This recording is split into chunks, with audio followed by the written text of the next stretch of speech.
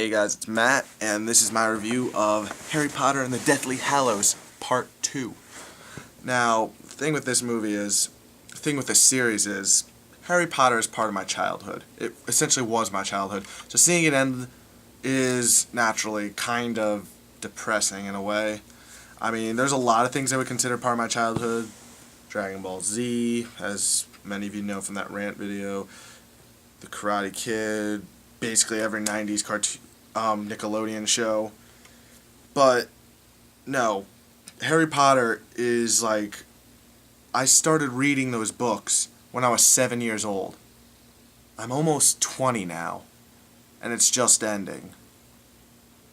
Just thinking of it like that, like Harry Potter was my entire childhood and dropped me off just as I'm like turning 20.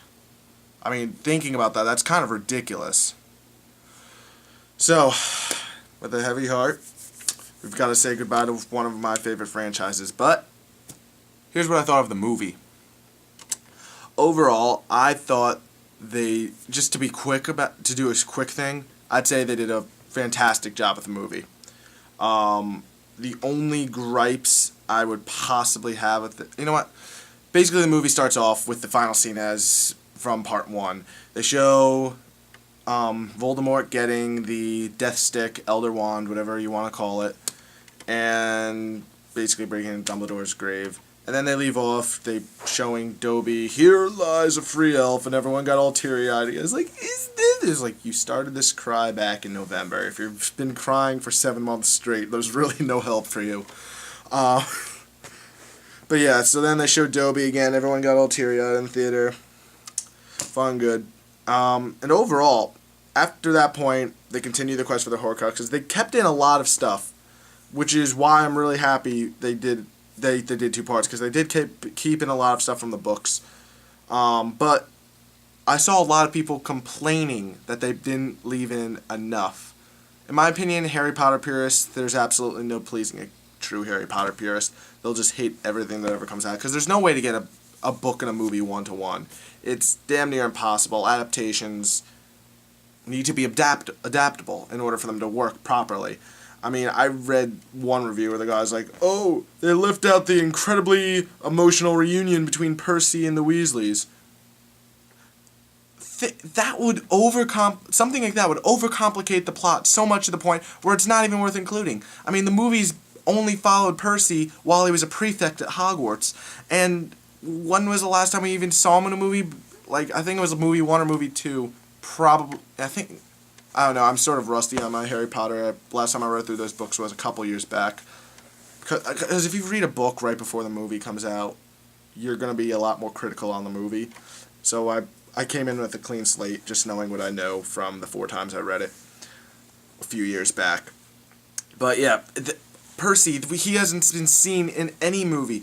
I mean, like, they never detailed his betrayal from the family in the first place. So showing an emotional reunion between him and the Weasleys would just be a very just awkward moment to throw in. It's kind of like saying, oh, Peeves wasn't in any of the movie, but we really wanted to include that water balloon scene in movie 4, so we threw him in. It wouldn't fucking make sense.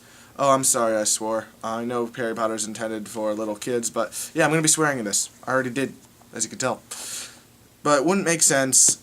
I thought they did a phenomenal job. They did what they needed to do. The only gripe I actually have with the film is they sort of overextended and over-epiced the final battle at Hogwarts.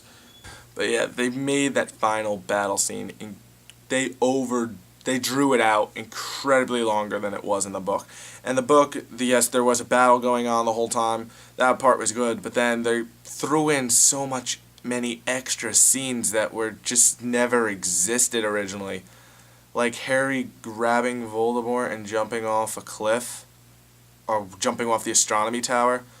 I was like, I mean, when that showed up in the trailer, I was like, when the fuck was that in the book? It wasn't. And then when I saw it in the movie, it got really weird, because then there was sidelong apparition, and then it just shows them sidelong apparating and slamming into the side of Hogwarts, and then Voldemort makes this really weird face that I almost died laughing at. He was like, I can't even impersonate it. It was a very, very, very peculiar face. So, things like that kind of weirded me out. But overall, other than making it a lot more epic than it was described in the book, which is really weird because it's usually the other way around. And I kind of like the book's version better, but of course, if they wrote it exactly like that, the ending would have been so anticlimactic because the book, if I recall, just describes Avada Kedavra Expelliarmus bang dead. If that's pretty much how the book went. In the movie wasn't quite like that. It was like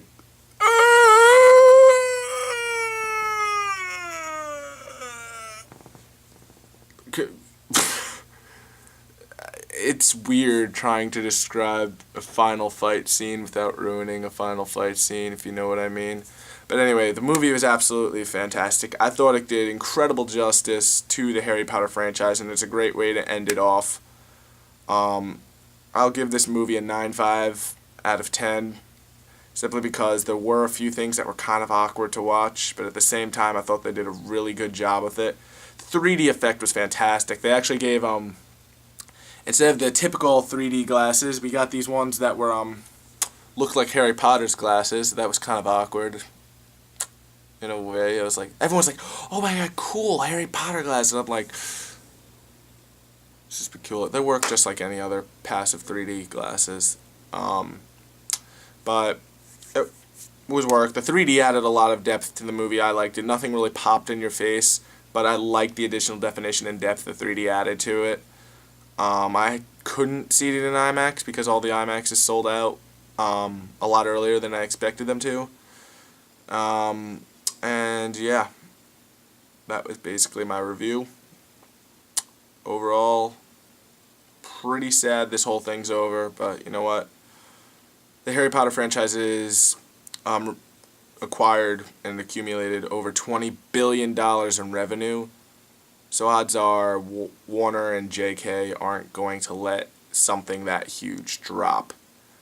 So, who knows, we might be seeing more in the future. JK actually left it open for an 8th book in 2017, so who knows. Yeah, that's basically it. I don't want to really drag out this video any longer than I already unintentionally dragged it out. So, until next time, probably more of a substantial, more exciting, me yelling and complaining and ranting about things video. Oh no, wait, actually the next video on this channel is a channel update. Whatever. I will see you guys later!